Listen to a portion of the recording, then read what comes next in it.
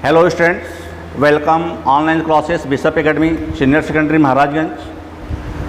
Today I will be discuss class 9th physics chapter 1 motion. और इस पहले chapter में आज हम लोग फिर NCERT न्यूमेरिकल क्वेश्चन पे ही फोकस करेंगे और इसमें हम न्यूमेरिकल क्वेश्चन पे आते हैं। तो क्वेश्चन नंबर 2 है। क्वेश्चन नंबर 2 NCERT का क्वेश्चन है। क्वेश्चन में दिया हुआ है कि Joseph jogs from end A to other end B of a straight line 300 metre road in 2 minutes 50 seconds and then return around and jogs 100 meter back to point C another 1 minute. What are the Joseph's average speed and velocity in the jogging from A to B and A to C? यानी इस question में दो part है। तो पहले हम इस figure based इस क्वेश्चन को समझेंगे। जैसे मान लो कि एक रोड पे 2 पॉइंट को इंडिकेट किया गया है और रोड टू रोड डिस्टेंस जो है वो A टू B डिस्टेंस जो है 300 मीटर का है। कह रहा है कि जोसेफ A से B तक पहले जॉगिंग करते हुए जा रहा है और A से B तक जाने में उसको समय लग रहा है 2 मिनट 50 सेकेंड का। तो इसमें डिस्टेंस दिया हुआ है, यहाँ पे ध्यान रखिएगा।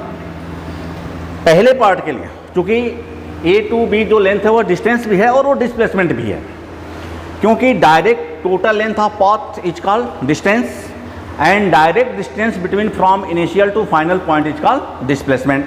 तो चूँकि A और B एक स्ट्रेट लाइन है तो स्ट्रेट लाइन पे डिस्टेंस और डिस्प्लेसमेंट का रिजल्ट क्या आएगा? सेम आएगा। तो डिस्टेंस पहले पार्ट के लिए इसको सॉल्व करें तो distance oblique displacement equal to 300 metre. ये हो गया।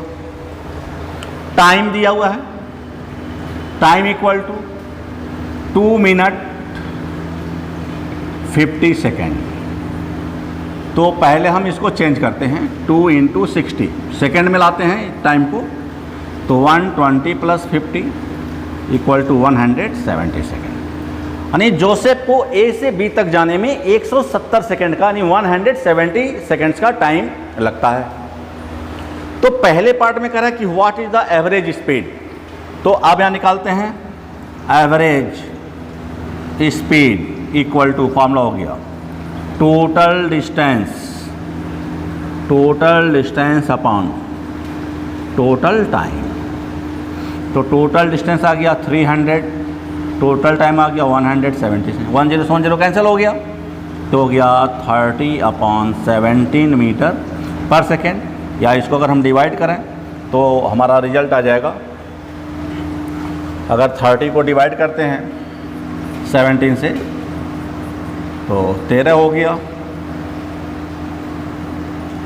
56 1.7 मीटर पर सेकेंड का हो गया। तो एवरेज स्पीड भी यही आएगा और एवरेज डिस्टेंस भी यही आएगा, लेकिन फार्मूले में थोड़ा सा एवरेज वेलोसिटी निकालने के लिए आप लिखेंगे फार्मूला टोटल डिस्प्लेसमेंट अपॉन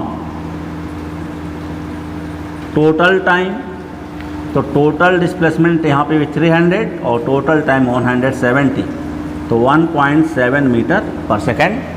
तो पहले पार्ट में दोनों का आंसर सेम आएगा, क्योंकि अभी हम A टू B का ही डिस्क्रिप्शन कर रहे हैं और A टू B हमारा चूँकि स्ट्रेट लाइन है तो डिस्टेंस और डिस्प्लेसमेंट दोनों के रिजल्ट क्या हैं? इक्वल हैं। इसलिए यहाँ पे हमने ऑब्लिक करके लिखा हुआ है डिस्टेंस ऑब्लिक डिस्प्लेसमेंट। यह पहले केस के लिए है।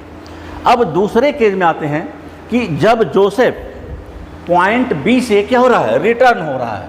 तो जब पॉइंट B से जब जोसेफ रिटर्न होगा तो उस केज में थोड़ा सिचुएशन चेंज होगा। अब तो सिचुएशन कैसे चेंज होगा? अब मान लो कि हमने तीसरा पॉइंट के ले लिया, C ले लिया और B से C के डिस्टेंस को हमने कितना दिया? 100 मीटर क्वेश्चन में कह रहा है और यहाँ से यहाँ तक आने में समय कितना लग रहा है? उसको 1 मिनट का समय लग रहा है। तो अब यहाँ लिखते हैं सेकेंड पार्ट में डिस्टेंस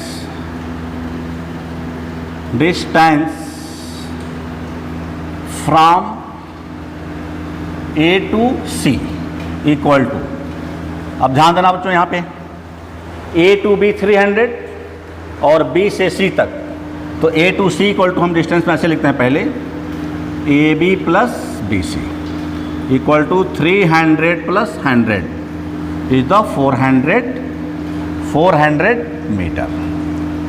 टोटल टाइम आ जाएगा इसका, टोटल टाइम 170 सेकेंड जाने में और 60 सेकेंड, क्योंकि 1 मिनट का समय यहाँ पे लग रहा है, क्वेश्चन में दिया हुआ है कि 1 मिनट का, तो ए से बी तक और फिर बी से सी तक आने में टोटल टाइम हो गया 170 प्लस 60 इक्वल टू 230 सेकेंड। तो अब यहाँ निकालते हैं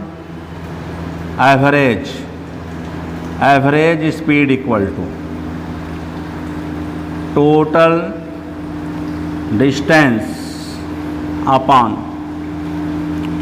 टोटल टाइम, तो हो जाएगा 400 अपॉन 230 मीटर पर सेकेंड। 10 से 10 कैंसिल हो जाएगा। अब इसके रिजल्ट को हम लोग लिख सकते हैं, अप्रॉक्स इसका रिजल्ट आ रहा है 1.74 मीटर पर सेकेंड। तो टोटल डिस्टेंस, चूँकि मान लो कि हम कहीं जाते हैं और फिर वापस आते हैं, तो जाने की दूरी और आने की दूरी, यह डिस्टेंस हो गया। क्योंकि दूसरे पार्ट में अभी हमको डिस्प्लेसमेंट भी निकालना है इसमें, तो इसके बाद हम डिस्प्लेसमेंट पे आते हैं। तो डिस्प्लेसमेंट पे आएंगे तो दूसरे पार्ट का ही हम क्वेश्चन कर रहे हैं, तो अब हो जाएगा displacement from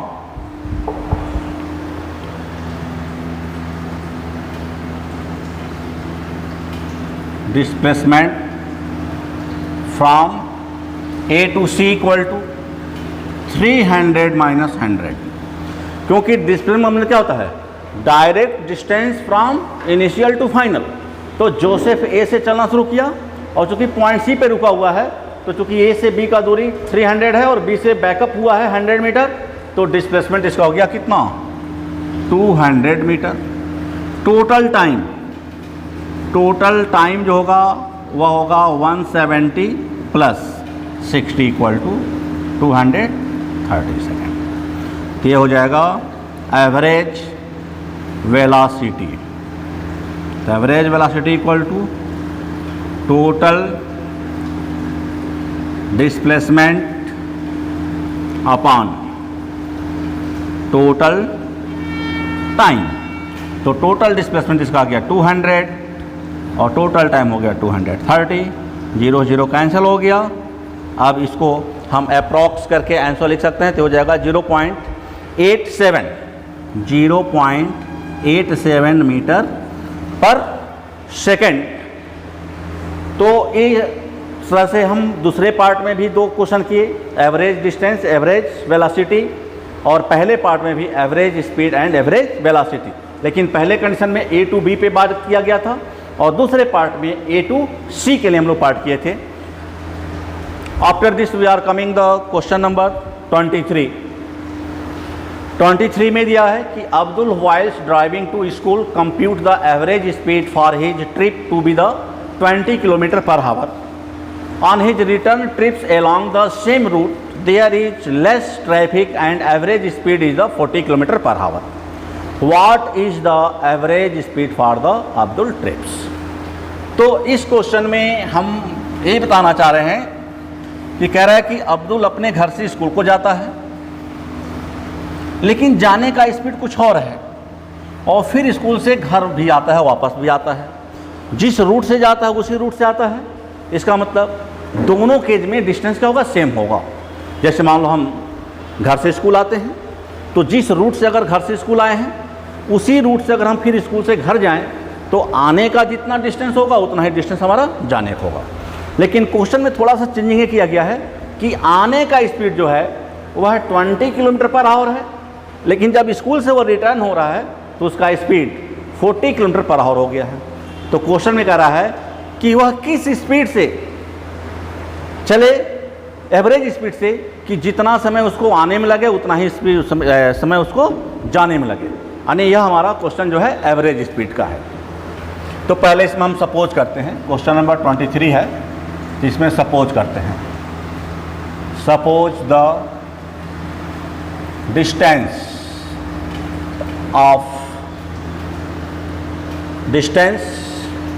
distance equal to x kilometre. तो अब यहाँ हो गया, पहले निकालते हैं time taken to one side, time taken to coming. तो टाइम का फॉर्मूला क्या होता है, डिस्टेंस अपॉन स्पीड, यानी T1 equal to x upon 20 hour, क्योंकि हमने डिस्टेंस को किलोमीटर में लिया है और स्पीड किलोमीटर चूँकि पर आवर में दिया हुआ है, किलोमीटर और 1 किलोमीटर पर आवर, तो किलोमीटर से किलोमीटर कैंसिल हो गया। अब निकालते हैं time taken to going, T2, यानी फिर फार्मूला डिस्टेंस अपॉन स्पीड। तो यहाँ पे T2 में थोड़ा सा चेंजिंग हो रहा है कि आने का स्पीड 20 था और जाने का स्पीड क्या है 40 है, तो ये हो गया हमारा। अब यहाँ पे निकालते हैं total time equal to T1 plus T2, दोनों का ऐड करते हैं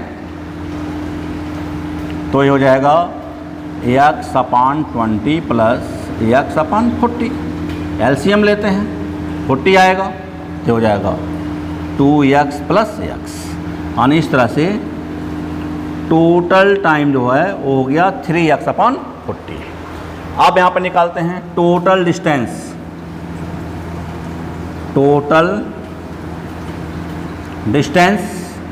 आने का प्लस जाने का, तो x प्लस x कितना हो गया 2x किलोमीटर।